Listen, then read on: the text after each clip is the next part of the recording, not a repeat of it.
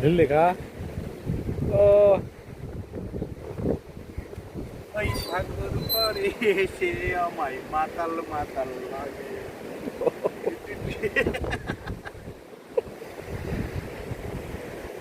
ले ঝুললি খা হয়েছে? আচ্ছা